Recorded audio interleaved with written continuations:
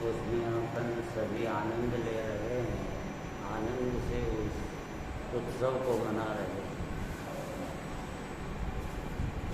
परंतु ये धर्म स्वरूप जो शुद्ध आत्मा है, उसका आश्रय लेने पे धर्म प्रकट होगा। वो आनंद हिंदी आनंद है, उस तरह से हमें मनाने की भावना है, उसका अपन प्रयत्न भी करते हैं। और यहाँ आज उत्तम तप का दिन है, 7वां दिन उत्तम तप।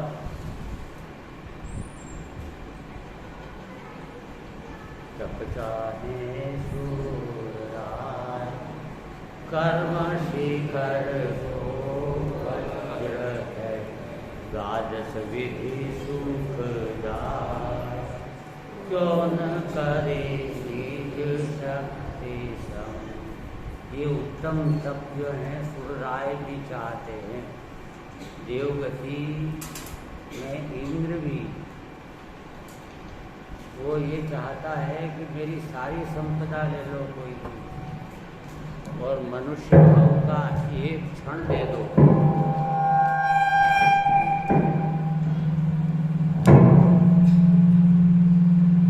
तो मनुष्य भाव का वह एक क्षण,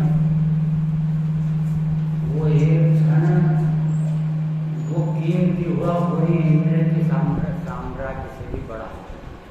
तो मनुष्य भाव का एक क्षण कीमती क्यों हुआ? क्योंकि यहाँ पर वो तप कर सकता, वहाँ तप नहीं कर पाता है।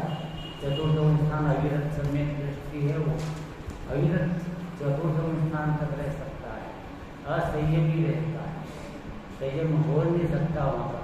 नरक गति में, स्वर्ग में, नरक स्वर्ग गति में ना ही आता है ये हो।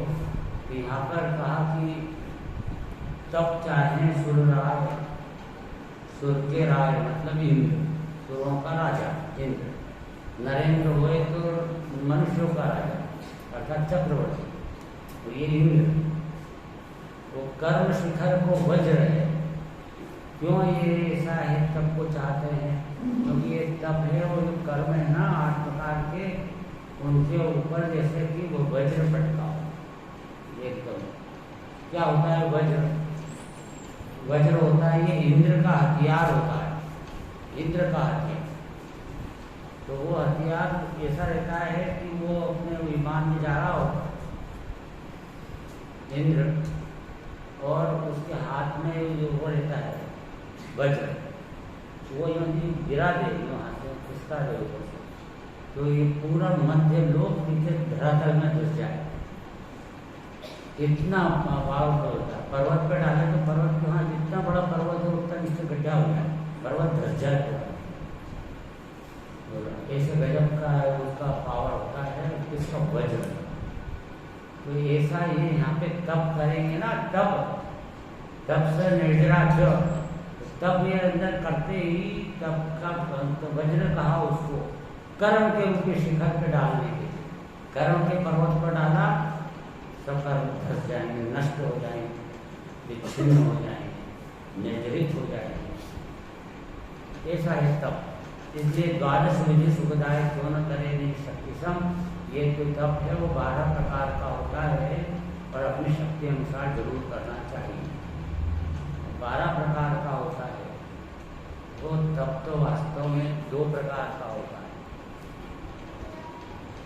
एक निश्चय तप और एक व्यवहार। तो निश्चय तप के लिए परिभाषा दी है इसमें प्रवचन सार में, स्वरूप विश्रांति निस्तरंग चैतन्य के प्रतपन को तप कहते हैं। ये भी जैन धर्म की परिभाषा है, आचार्य की परिभाषा है, तप की परिभाषा है। उसको गौण करके चले तो बोलते 12 प्रकार के तप होते, 12 प्रकार के तप होते, पर 12 प्रकार के तप के व्यवहार तप के भेद हैं। 12 के 12 ही व्यवहार तप है। निश्चय तप अलग है और वो है स्वरूप विश्रांति, स्वरूप में मग्न हो जाना, स्वरूप का आराम करना, विश्राम, स्वरूप विश्रांति। निस्तरंग, निस्तरंग, निस्तरंग का क्या अर्थ है? तरंग मतलब विकल्प, विकल्प की तरंग, निस्तरंग माने निर्विकल्प। बिल्कुल सिंपल बात है। तो स्वरूप विश्रांति जो कि निस्तरंग है, तो ऐसा चैतन्य का प्रतपन, निस्तरंग रहना या आत्मा को तपाना है, असली में तपाना है। तो जैसे सोना है, तपा दबा करके वो शुद्ध कंचन बन जाता है, ऐसा ये यहाँ पर आत्मा को तपाने से, वह तपाने से, पर तपाना कैसे? तपाने से ये सब जल जाते हैं, कर्म जल जाते हैं। तो तपाना कैसे? अग्नि में सेकना आत्मा को, कि वो आत्मा में लीन होना, ये इससे तपता है। या ये अंदर की देखो तप क्या है कि आग में तो सभी जलते, सुना होगा, पर ठंड से भी जल जाते हैं, जलते ही जलते। एक बार ऐसे को हमारे उज्जैन में बहुत बड़ी फसल होती है, बड़े बहुत गाँव लगे हैं उसके आसपास, तो बोनी हुई, तो एक ऐसी ठंड पड़ी तो किसान आए रोते रोते, सब हमारे को चने जल गए, कोई तो कपास जल गया, चने जल गए, यहाँ काय से जल गए? तो आग लग गई थी, यानी जब ठंड पड़ी थी ना, तो ठंड से कैसे जल जाते हैं? उल्टा काम कैसे हो? तो ठंडा तो ठंडा करता है, जलना तो गर्म से होता है, अग्नि से होता है। जैसे ही सेलिंग वगैरह आए तो बर्फ का सेक करते हैं, तो ठंडे से गर्म कैसे हो जाता है? सेक हो जाता है।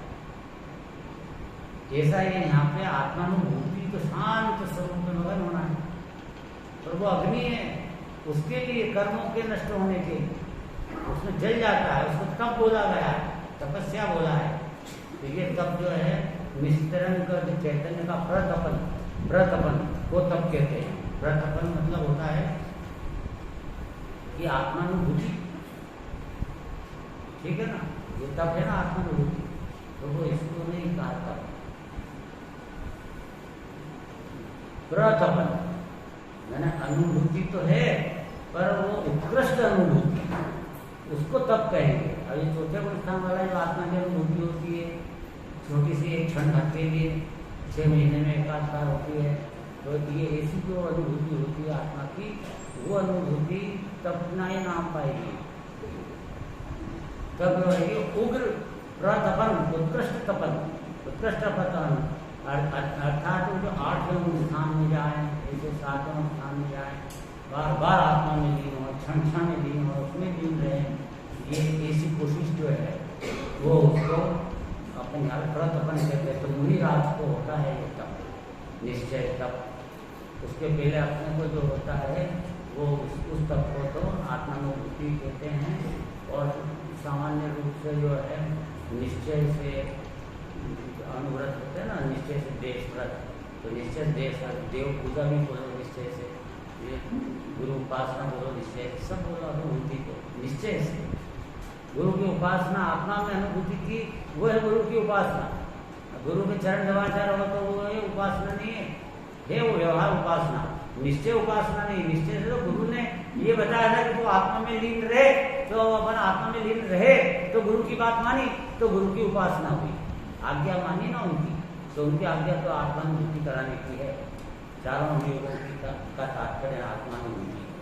तो अनुभूति ही वास्तव के अंदर देव पूजा है, गुरु उपासना है, स्वाध्याय है, संयम है, तप है, ध्यान है, सब आत्मानुभूति। क्यों? क्योंकि इन सब का प्रयोजन आत्मानुभूति। तब क्यों कर रहे हैं? व्यवहार तब क्यों पाल रहे हैं? व्यवहार तब में रहकर तब से अलग हटके, व्यवहार तब के विकल्प से अलग हटके स्वरूप में डूबते हैं, इसलिए ही वो व्यवहार तब कर रहे हैं। तब कैसे कर रहे हैं अनशन में बताते हैं भी हमें। तो ये द्वादश विधि सुखदाय, द्वादश विधि के नाम क्या है? नाम बताए तैयार, तो नाम क्योंकि विस्तार करने का अपना टाइम में कोई दूसरा विषय भी लेना है अभी हाल। तो इसमें नाम है 6 तो बहिरंग तप है और 6 अंतरंग तप है। 6 बहिरंग 6 अंतरंग। बहिरंग है अनशन, अवमोदन, वृत्ति परिसंख्यान, रस परित्याग, विविक्त शय्यासन, कायक्लेश। तो अनशन, अवमोदन, वृत्ति परिसंख्यान, रस परित्याग, विविक्त शय्यासन, कायक्लेश, ये कौन सा तप हुआ है? बहिरंग। बाहर औरों को दिखाई दे उसे बहिरंग तप कहते हैं। स्थूल है ना, अगर उपास किया तो दिखता, दूसरों को भी दिखता है और स्वयं को भी दिखता है कहीं बाहर के अंदर क्या अगर रोटी नहीं खाना, ये अनशन है। अब तो ये इसकी बात करो। इसका अंतरंग तप, प्रायश्चित, विनय, वैज्ञावत, स्वाध्याय, उत्सर्ग और ध्यान, ये सब अंतरंग तप। अब ये अंतरंग तप शुभ भाव, शुद्ध भाव एक भी नहीं है इसमें अंतरंग तप में, ये सब शुभ भाव है। और ये बाहर शरीर की क्रिया से ही शुभ भाव है। शुभ भाव है उसमें भी, बहिरंग तप में भी, लेकिन उसमें शरीर की क्रिया से, शरीर की क्रिया पे सारे उस अनुसार उसके नाम दिए गए हैं। अंदर में परिणामों की जो क्रिया है वो उसके अंदर में वो उस अपेक्षा से अंतरंग तप नाम दिया। तो ये अंतरंग तपों के अंदर ध्यान भी आया, पर वहाँ ध्यान जो है वो बहिरंग ध्यान आया। ध्यान ये जो धर्म ध्यान है, धर्म ध्यान, वो ये तप में अगर ध्यान का नाम आया है अंतरंग तप में, है ना, प्रायश्चित, उत्सर्ग और ध्यान, 6ठे नंबर पे ध्यान आया है। ये ध्यान व्यवहार ध्यान। व्यवहार ध्यान क्यों है? क्यों? चलो व्यवहार ध्यान इसलिए है कि ये सब बाहर है। निश्चय ध्यान स्वरूप एकाग्रता है, आत्मा में अनुभूति लीन होना है। तो ये जो ध्यान है, ये धर्म ध्यान है, कोई आत्म ध्यान बोलते ध्यान तो नहीं। ध्यान कहा तो 8 बोलते ध्यान, ये भी ध्यान तप है क्या? ये तो तप का नाश कर रहा है। आत्म ध्यान करना बोलते ध्यान, तो धर्म ध्यान ये है तप। अब धर्म ध्यान है तो व्यवहार तप। और ये 6ठे गुण स्थान 7वें स्थान वाले राज को होता है, तो 6ठे गुण स्थान में जो तप होता है वो प्रायश्चित, विनय, व्यय, स्वाध्याय, उत्सर्ग, ध्यान, ये सब तरह का होता है। तो वहाँ तक धर्म ध्यान ही, शुक्ल ध्यान तो हुआ नहीं। पर शुक्ल ध्यान में व्यवहार धर्म ध्यान होता ही नहीं, क्योंकि शुक्ल ध्यान पूरा हो तो शुक्ल ध्यान में चले गए। तो अब जो व्यवहार ही नहीं होता वहाँ तो निश्चय में आत्मा में लीन है। 7वें स्थान से आत्मा में लीन है। 7वां, 8वां, 9वां, 10वां, 11वां, 12वां सब में आत्मा में लीन है, सरम और उग्र उग्र उग्र लीनता। अब ये यहाँ पे 6ठे गुण स्थान में आएंगे तब उद्योग बाहर आएगा आत्मा में से, तब ये व्यवहार पालन करेंगे। ये द्वादश तरह का तप। तो वो जो धर्म ध्यान है, व्यवहार धर्म ध्यान, वो उसके 4 भेद हैं। आज्ञा विषय, अपाय विषय, विपाक विषय, संस्थान विषय। तो ये जो चारों के चारों व्यवहार धर्म ध्यान है, शुभ भाव रूपे चारों पाए। धर्म ध्यान के 4 पाए। आज्ञा विषय, आज्ञा का विचार करना, विषय मैंने विचार करना। जैसे जब विपाक विषय में कर्मों के फिलॉसफी, उसके ऊपर विचार करना। कर्म कैसे उदय में आते हैं, उदीर्णा क्या होती है, उपशम क्या होता है, क्षय क्या होता है, क्षय क्या होता है, सब विचार करो। तो ये सब ये जो इसका चिंतन करता है कर्मों का, तो इसको कहते हैं विपाक विषय। आज्ञा विषय, विपाक विषय, संस्थान विषय। तीन लोक के स्वरूप का विचार करता है। संस्थान माने आकार, तीन लोक का आकार, मध्य लोक से असंख्यात द्वीप समुद्र, अंतिम समुद्र जो है स्वयं रमण समुद्र, इस तरह से विचार करना। ये भी धर्म ध्यान में रहता है, व्यवहार धर्म ध्यान, क्योंकि ये सब विद्या भाव के कारण निमित्त बनते हैं। क्योंकि इससे अपने को लेना जब स्वयं रमण समुद्र का कोई विचार आएगा तो ऐसे भावना आएगी क्या कि ये मेरे को मिल जाए तो अच्छा, हट जाए तो अच्छा, ये खराब है ये अच्छा है, सबको अपने को अपने संबंधी ना परद्रव्य है, अपने कर्म के फल में मिली हुई सामग्री नहीं है, तो फिर ऐसी चीज का विचार करते हैं तो राग देश, तीव्र राग देश उत्पन्न नहीं होते। ऐसे एक शुभ राग होता है, मन तो विकल्प आता है कोई कि कैसा है, मध्य लोग कैसा है, उच्च लोग कैसा है, तो ये मंद दशाएं में होता है, तीव्र दशाएं नहीं होती, इसलिए राग देश के हेतुभूत नहीं है ऐसा कहा जाता है। इसलिए ये बात है। बाकी वो है सब व्यवहार, जो शुभ राग भी तो व्यवहार ही है, वो तो राग है, वितराग का तो नहीं है। तो ये इसलिए और ये चारों अज्ञा विषय, अपाय विषय, अपाय विषय। अपाय विषय क्या होता है? अपाय मैंने होता है उपाय, उपाय विषय, है उपाय का विचार करना। क्या हमको संसार से निकलना है, मोक्ष जाना है, तो इसका क्या उपाय? तो उपाय तत्वार सूत्र का पहला सूत्र, सम्यक दर्शन ज्ञान चारित्राणी मोक्ष मार्ग, ये रत्नत्रय उपाय है। रत्नत्रय उपाय है, तो रत्नत्रय का विचार करो, सम्यक दर्शन का स्वरूप विचार करो, सम्यक ज्ञान का स्वरूप विचार करो, सम्यक चारित्र का स्वरूप विचार करो। ये आप धर्म ध्यान कर रहे हो, सिर्फ विचार कर रहे हो, इसमें धर्म ध्यान चल रहा है। व्यवहार निश्चय से तो अनुभूति आत्मा की, निश्चय तक की बात है, निश्चय धर्म ध्यान की बात है। उत्तम तप सब माहि बखाना, कर्म क्षेत्र को वज्र समाना, पशु अनादि निबोध मधारा, वो विकल त्रय पशुतन धारा। ये उत्तम तप सबके सभी सब में ही यह बखाना किया गया है। क्या बखान किया गया है? उत्तम तप के संबंध में कि वो कर्म रूपी शेर को वज्र के समान है, कर्म रूपी पर्वत को दहा देता है वज्र। और वसु अनादि निबोध मजारा। अब यहाँ पर ये दुर्लभता बता रहे हैं, तप की दुर्लभता। क्या दुर्लभता है? कि वसु निबोध अनादि निबोध, ये जीव अपना अनादि से तो निबोध नहीं पड़ा था, और वहां से निकला तो भू विकलत्रय पशु तन धारा। भू बना मतलब एक इंद्रिय में, दूसरा निबोध से निकल के एक इंद्रिय से एक इंद्रिय में। निबोध भी एक इंद्रिय है, वनस्पति काय में होता है, वो भी साधारण वनस्पति में होता है। तो वो एक इंद्रिय हुआ निबोध, और उसके बाद में ये जो पृथ्वी काई, जल काई, वायु काई, अग्नि काई, ये एक इंद्रिय स्थावर में तो आते हैं, स्थावर, लेकिन निबोध में नहीं आते हैं। फिर एक इंद्रिय में, पर वो उसकी प्रजा निबोध वाली अलग है। और पृथ्वी, जल, ये जो वायु, अग्नि, ये सब एक इंद्रिय। तो वहाँ से निकला एक इंद्रिय में जाकर करोड़ों वर्षों तक खड़ा रहता है। एक सांस में 18 बार जन्म मरण नहीं करते, ये लाखों वर्षों की उम्र होती है।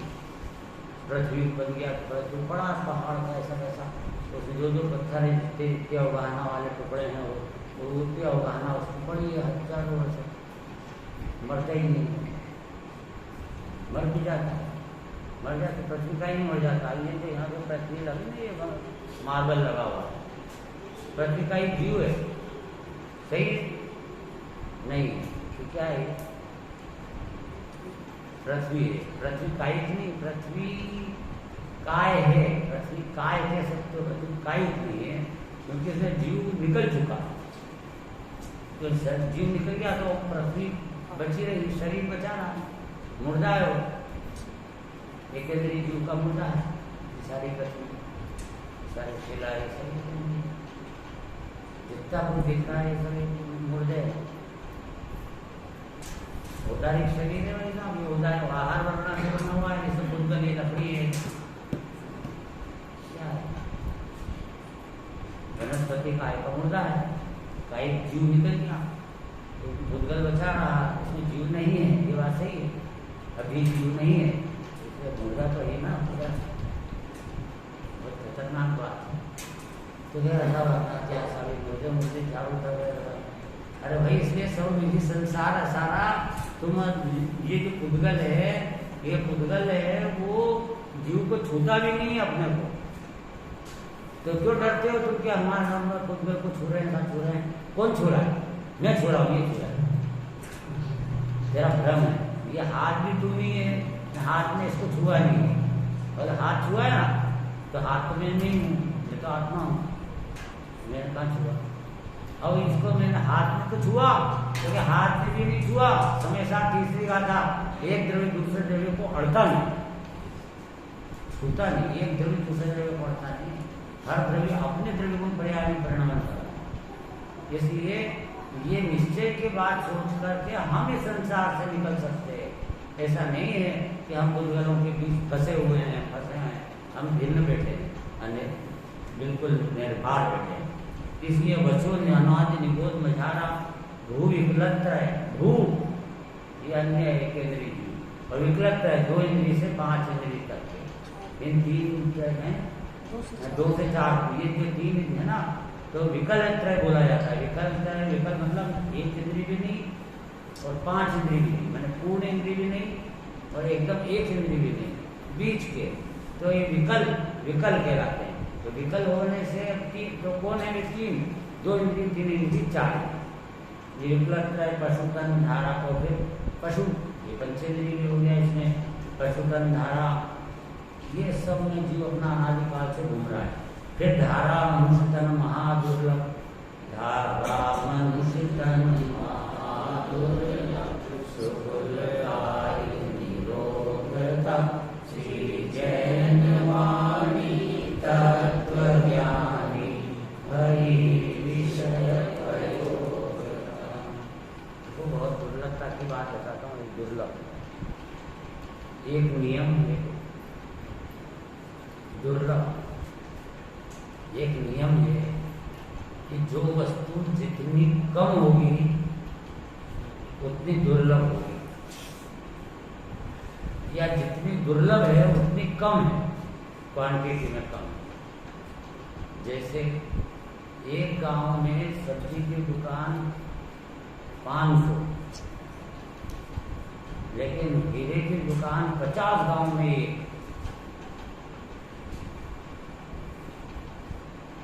कीमती चीज कम भी होती है, उसके बेचने वाले भी कम होते हैं और खरीदने वाले भी कम होते हैं। जितनी कीमती होगी वो ऐसा अपने आप ही बनाओगे ऑटोमेटिक, ठीक है ना। जैसे शेरनी का जो पुत्र है तो वो 12 साल में 1 बच्चा पैदा होता है शेरनी, और सूकरी का 1 साल में 12 बच्चे पैदा होते हैं। तो ये जो है जितनी कम चीज होगी वो उतनी दुर्लभ होगी। तो अब इसी तरह से ये जो एक इंद्रिय जीव हैं वो हैं अनंत, अनंत अनंत। एक आलू, कांदा, प्याज, लहसुन, गाजर, मूली, ये इनके जो जमी कण है, इसके एक सुई की नोक पे अनंत जीव है, मैंने असंख्य शरीर। सुई की नोक पे जितना आवे ना उसके ऊपर असंख्य शरीर, शरीर असंख्य, और एक एक शरीर में अनंत अनंत जीव। अभी बात शरीर असंख्य। देखो वनस्पति 2 तरह की होगी, साधारण वनस्पति और प्रत्येक वनस्पति। अब साधारण वनस्पति किसे कहते हैं कि जिसके सुई की नोक पे जितना आवे वह पदार्थ है। जैसे आलू की सुई की नोक पे जितना आवे वो पदार्थ, उसके अंदर असंख्य शरीर और एक एक शरीर में अनंत अनंत जीव। इज इक्वल टू साधारण वनस्पति। अब प्रत्येक का बता दो, क्योंकि उसकी एक सुई की नोक पे लो, जैसे अपने दूसरी भिंडी की वाली जमी गंध नहीं है, जो अपन जिसको कहते हैं ना बक्ष है, हरी सब्जी। तो ये इसकी एक सुई की नोक पे कितना जितना आता, उसमें असंख्य शरीर, उसमें भी असंख्य शरीर, प्रत्येक वनस्पति में, और असंख्य शरीर में हर एक शरीर में एक जीव, एक शरीर में एक जीव, तो एक शरीर में एक, प्रत्येक एक प्रति में एक, प्रति में एक, प्रत्येक में एक, ये प्रत्येक वनस्पति भयंकर जीवों का साम्राज्य भरा है साधारण वनस्पति को। लेकिन साधारण वनस्पति इसलिए त्यागते हैं, पहले वो त्यागना चाहिए, प्रत्येक भी त्यागना चाहिए, पर साधारण वनस्पति को एकदम इसलिए त्यागना चाहिए अनंत गुना ज्यादा पाप, अनंत जीव से ज्यादा हो गए, तो वह एक शरीर में अनंत है, क्योंकि शरीर में एक, उसमें अनंत जीव, और मतलब स्वामी अनेक और वस्तु एक, शरीर एक और तो स्वामी अनंत। हर जीव कहता है मेरा शरीर, दूसरा जीव कहता है मेरा शरीर, और एक्चुअल में भी ऐसा साधारण वनस्पति का ऐसे होता है, शरीर सबका एक, आत्मा अलग अलग है, भिन्न है। ये गजब बात है, इसलिए सब समझना उसको। तब यहाँ पे कहते हैं कि मन निगोदिया जीव अनंत, अनंत अनंत, अब एक आलू होंगे, एक आलू के सूर्य में जितने जीव हैं सिद्ध बने आज तक अनंत काल में, अनंत उससे अनंत गुना जीव उसमें है, इसमें एक सूर्य के मुख पे होता है निगोदिया, और अनंत काल तक बनते रहेंगे तो भी एक सूर्य के नोक के अंदर जितने जीव बैठे हैं उतने मोक्ष नहीं पहुंच पाएंगे, अनंत कालों में भी इतने संसार में भरे हैं। तो ये एक इंद्रिय अनंत अनंत है, तो दो इंद्रिय जीव वो बहुत कम है, एक इंद्रिय से दो इंद्रिय बहुत कम। आई बात लटा दी, कोई दुर्लभ हो गया ना, दुर्लभ कम होता है बताया कि नहीं, कम तो वो कम है, दो इंद्रिय कम है, पर दो इंद्रिय जितने हैं, तीन इंद्रिय उससे कम है, तीन इंद्रिय जितने हैं उससे चार इंद्रिय कम है, चार इंद्रिय और संख्यात जीव हैं, लेकिन चार इंद्रिय से पंचेंद्रिय जीव बहुत कम। चार इंद्रिय तो मच्छर आदि हुए सभी, पर पांच इंद्रिय में मनुष्य आदि तो बहुत कम है। चलो पंचेंद्रिय में भी जीव बहुत, सही बोल रहे हैं? नहीं, तिर्यंच बहुत है, तिर्यंच बहुत, गाय ढोर भेड़ बकरी और सब ये छिपकली और ये सब जो भी कितने जीव है, तो ये बहुत असंख्य बोलना, अनंत नहीं है ये कोई भी, अनंत तो वहाँ निगोदी में है, निगोदी में अनंत है, ये सब असंख्य के लिस्ट है, पर असंख्य में असंख्यात प्रकार के भेद होते हैं, असंख्य में असंख्यात कम कर दो तो भी असंख्य बच जाए,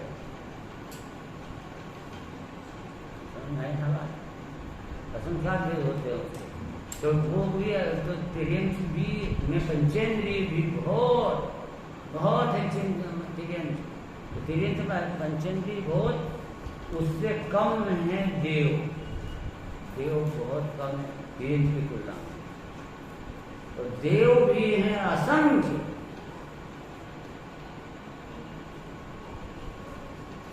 नारकी कम है, देव से नारकी कम है, उल्टा है थोड़ा नारकी से, और नारकी भी बहुत भरे साथ ही नरक में असंख्य जीव नारकी, अरे नरक में इतने जीव हैं नारकी कि उसमें सम्यक दृष्टि असंख्य है, तो वो कितने होंगे सोच रहा हो,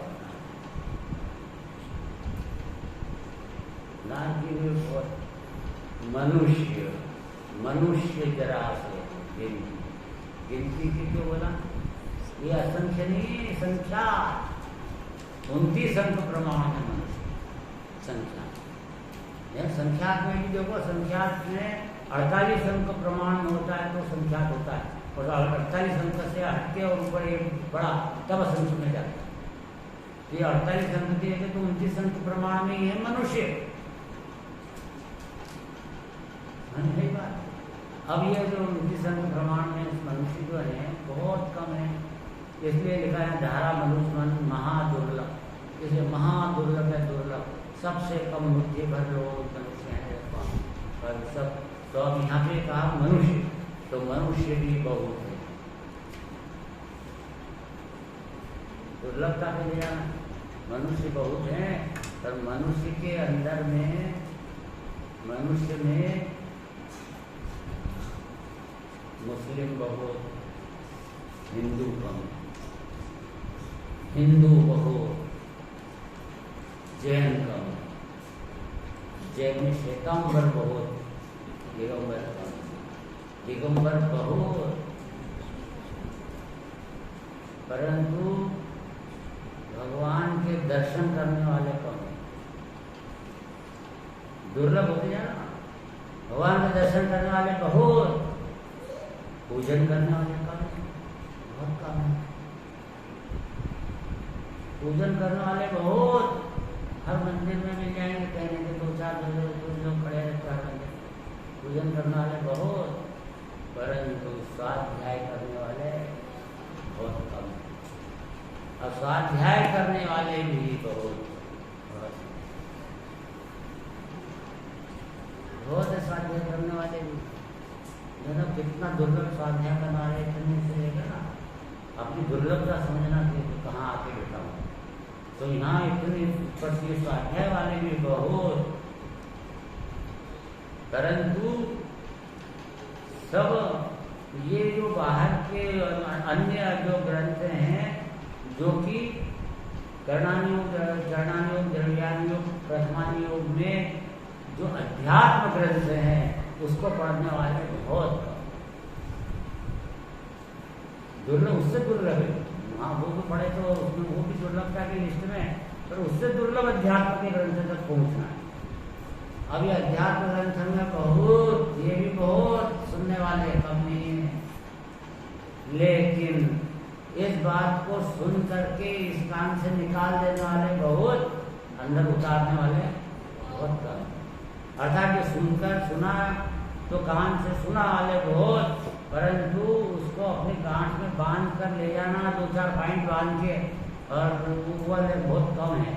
और वो लेके जाने वाले भी बहुत, पर उसको चिंतन मनन करने वाले बहुत कम है। और चिंतन मनन करने वाले भी बहुत हैं, पर चिंतन मनन से भी भेद ज्ञान करना और मैं अखंड पिंड चिदानंद हूँ ऐसा उपयोग को आत्मसन्मुख करने वाले बहुत कम है, बहुत कम है। गाथा लिखी है, गाथा है ना, वड़ी सामने कोई बिरला धारे तत्व ने, वड़ी सामने कोई बिरला अनुभव है कोई, ऐसा है। ये सब गाथा है योगी लोग। तो इसलिए ये बिरले दिन में आ गया, ये यहाँ तक अनुभूति, ये दुर्लभ पॉइंट पे पहुंच गया। कोई पूरे मनुष्य भाव में, पूरी दुनिया में कोई 1, 2, 3, 4 ऐसे लोग मिलने वाले दुर्लभ, इतने पूरी दुनिया में। यहाँ के इस पंचम काल की ये स्थिति है। तो ये जो दुर्लभता बताई है, अब यहाँ पे कह रहे हैं कि ये चलो मनुष्य तन महा दुर्लभ पा लिया, मनुष्य बताना दुर्लभ, उसमें सुकुल आयु, सुकुल मिलना वो दुर्लभ मनुष्य होने, उसके बाद आयु निरोगता होना, आयु मिलना इतनी लंबी। अरे कोई तो गर्भ में मर जाते हैं, कोई 2-4-5 वर्ष होकर मर जाते हैं, कोई 10, 8, 15, 20 वर्ष में मर जाते हैं। दीर्घ आयु मिलना इतनी 60, 70 साल तक जी जाए, 80 साल तक जी जाए, 90 साल तक जी जाए, दुर्लभ। तो ये कहना आयु निरोगता, आयु भी और निरोगता भी, सही में रोग न हो, ये नहीं तो डॉक्टर के चक्कर काटता रहेगा और धर्म ध्यान कब करेगा। तो निरोगता भी होना ये भी बहुत बड़ी दुर्लभ बात है। अब ये सब बातें जो हुई उसके बाद दुर्लभ में दुर्लभ हो गई। इससे भी कोई दुर्लभ है, इससे दुर्लभ है श्री जैन वाणी, है क्या? निरोगता श्री जैन वाणी, ये उससे दुर्लभ। जैन वाणी का पहुंच जाना सुनने का, नहीं तो बहुत प्रॉब्लम आती है बीमारी। देखो अभी विकास हो, अभी यहाँ पे इतना उत्साह सब बात से बुखार आगे हो गए, घर बैठ गए, 2-3 दिन निकल गया। तो ये सब ये है ना, श्री जैन वाणी, तो वो बहुत पुण्य चाहिए एकदम कर, तब जाकर के वो टिक पाता, नहीं तो कर्म उखाड़ उखाड़ के ले जाता है, बार बार भटकता बाहर जैन वाणी सुनने से वंचित कर देता है। उसके अंदर परिणाम भी ऐसे डालता है कई जीवों के सिनेमा देखेंगे तो ये मोहनी कर्म का उदय ऐसा है उसको कि उसको सिनेमा देखने का भाव पैदा करा रहा है, तो वो तो सिनेमा जाता है और उसमें भी अच्छा मानता है, तो वो ये, लेकिन वो सब ये कर्मों की व्यवस्था है, वो जिनवाणी तक पहुँचने वाला जो है जीव बहुत दुर्लभ, बहुत भारी पुण्य हुए उसका जिन वचन श्रवण कर सकता है। जैसे जैन वाणी तत्व ज्ञान, इसलिए कहा गुरुदेव ने कि भाग्यशाली होए तेने काने पड़े छे, बहुत भाग्य थी, बहुत जन्म जन्मांतरों के बहु पुण्य राशि चलो, समझे, तब गुरु कहा न तू नाविक मलो, इसी बात वही विषय प्रयोगता। हमने तुम्हें तो ऐसा हुआ जो कि सोनगढ़ में जो हमारा जाना हुआ, मुझे 70 में चले गए थे सोनगढ़ में, तो 52 साल हो गए। तो जब गुरुदेव के प्रवचन सुने तो 3-4 दिन तो कम समझ में आए, बहुत ही नहीं आए, जैसे श्रद्धा से सुने तो सही। ये वो वहाँ पे जब जीवन की क्लास चली उसमें ये जो लघुजन सिद्धांत प्रवेशिका और समझाया छडाला, तो उसमें मजा आने लगा, ये आया गुरुदेव के प्रवचन समझ में आने लग गए। तो ऐसा अंदर से आवाज निकली कि यहाँ जो है ये इन गुरु के चरणों में मेरा कल्याण होने वाला है, कोई दूसरी जगह है विश्व में, तो जो है वहाँ समर्पित हो गए। और वहाँ पर इतना ध्यान से भाव से श्रवण कर कि जैसे देश ना कर ले रहे हैं, भगवान आत्मा से पूरे उनके हाव भाव ऐसा से पूरे हृदय में उतारने की ऐसी चेष्टा की जब से, और जब से बिल्कुल उसकी रुचि जो बनी तो छोड़ा ही नहीं। आज तक 50 साल हो गए रेगुलर दोनों टाइम प्रवचन सुनना या प्रवचन करना, करने के ही ज़्यादा रहा, शुरू से करने के रहा। लगभग कोई पॉइंट में किसी दिन अपन जैसे जाते हैं बाहर गाँव तो रास्ते में इस तरह से छूटे होंगे, जब कुछ तबीयत खराब हुई तो छूटे, बाकी तो ऐसा दिन ही नहीं आया कि प्रवचन न किए हो 50 साल से। और प्रवचन करना तो मेरा बाहरी काम है, खुदगल है, सहयोग, ये जो कर्म कराता है। मैं तो जानने देखने वाला आत्मा हूँ, तो आत्मा को जानने देखने वाला है। इस प्रकार से समझना, मैं इस प्रवचन कर रहा हूँ कि प्रवचन सुन रहा हूँ, क्या कर रहा हूँ? मैं सुन रहा हूँ, मैं सुना रहा हूँ, ये दोनों विभ्रम का ठिकाना है, भ्रम है। क्योंकि ज्ञान सबका अपने अपने अंदर अंदर से आ रहा है, ज्ञान की पर्याय घड़ी घड़ाई एक से उत्पन्न होगी, ये ऐसा जानने को अंदर से आ रही है। तो सुनने से आ रही है क्या? तो मैं सुन रहा हूँ, मिथ्या दृष्टि, सुन के ज्ञान हो रहा है ये, और इधर मैं सुना रहा हूँ, क्या सुनाने से ज्ञान हो रहा है उसको सामने वाले को, कि उसके ज्ञान अंदर से आ रहा है, उसकी खुद की ज्ञान की पर्याय ज्ञान बोलने से और षटकारक से बन गई। इसलिए सारी बात मैं यहाँ पे ये कही कि इसलिए जैन वाणी मिलना दुर्लभ, और उसके बाद में तत्व ज्ञानी उससे दुर्लभ। श्री जैन वाणी तत्व ज्ञानी, मैंने गुरु मिल जाए जो सत्य बात बता सके, इसलिए गुरुदेव को मैंने याद किया ना ज्ञानी तत्व ज्ञानी के, श्री जैन वाणी तत्व ज्ञानी अपने को मिल जाए, महादुर्लभ। और इससे भी कोई दुर्लभ कि भाई विषय प्रयोगता, ये तत्व ज्ञानी मिले और इसका ये जो है विषय कषाय में चला गया, ऐसा नहीं है अर्थ। जो तत्वज्ञानी मिले उन्होंने उपदेश दिया और इसका उपयोग उन्होंने जो बताया तत्व उस विषय में लग गया, ये और दुर्लभ काम था। हम सुन रहे हैं, हमको विचार आ रहा है, अध्यात्म प्रकरण चला इस पर, तो ये सब जनों को अंदर में आया, उपयोग लगाया, अरे क्या बात है, क्या बात है। तो ये तो इस पॉइंट पर पहुँचना कि गजब चीज़ है, वास्तव में यही है, और मुझे तो इन बातों की खबर ही नहीं, ये सब ये कहलाता है उसमें मेरा उपयोग लग गया। जिन वचन श्रवण में, चिंतन में मेरा मन लग गया है, यह बहुत दुर्लभ है। मन लग जाना दुर्लभ है। सबसे दुर्लभ पॉइंट कौन सा मनोज जी? अब इसके बारे में इससे भी कोई दुर्लभ है क्या? हाँ, इससे भी दुर्लभ बात है। अति महादुर्लभ त्याग, विषय कषाय जो तप आदरे, नर भवनुपम कनक घर पर, मणिमयी कलशाधरे। इससे भी महादुर्लभ है त्याग, विषय कषाय का त्याग करना और विषय कषाय का त्याग करके तपस्वी बनना, तप धारण करना, ये महादुर्लभ है। नर भव अनुपम कनक घर पर, उसने मनुष्य भाव रूपी जो कनक स्वर्ण का जो घर है, मनुष्य भाव पूरा, उसके ऊपर यह मणिमयी कलशा है। ये उसने जो व्रत आदि किए हैं, उपास किया, नियम संयम लिए, व्रत किया और उसने आत्मा की आराधना, निश्चय ध्यान रखना, तो ये अपने मणिमयी कलशा धर रहा अपने माथे। मनुष्य भाव का एक मंदिर शोभायमान हो रहा है, जिसका मणिमयी कलशा धरते तो बहुत सफल होता है, शोभायमान होता है। ऐसा ये शोभायमान हो रहा है यदि हम इसका फायदा उठा रहे हैं मनुष्य भाव का तो, और इसका और अन्यथा ये इसका दुरुपयोग कर रहे हैं मनुष्य भाव का तो घाटा उठा रहे हैं।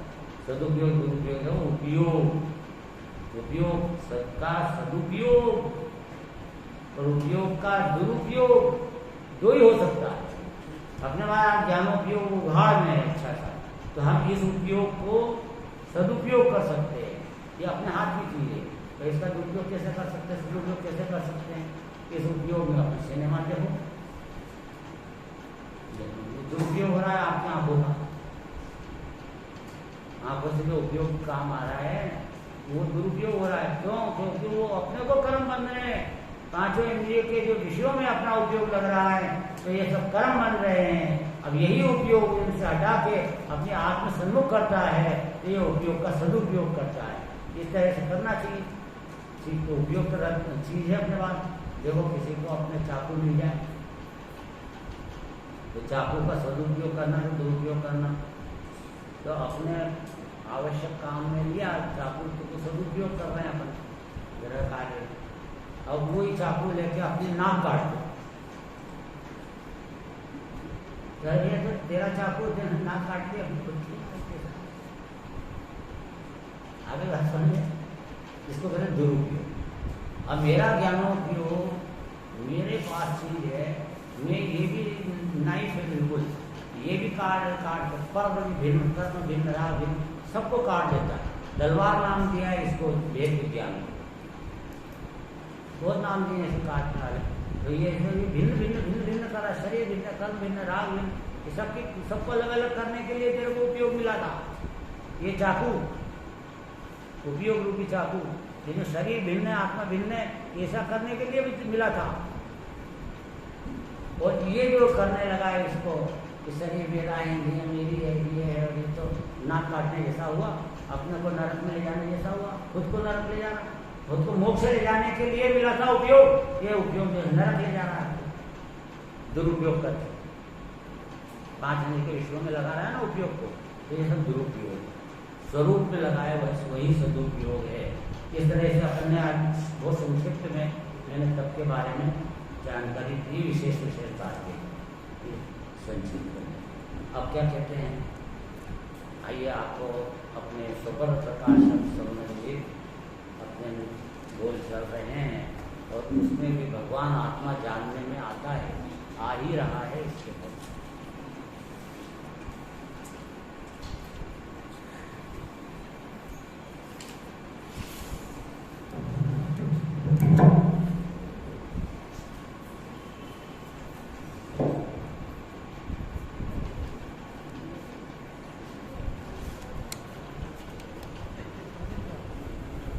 Hmm.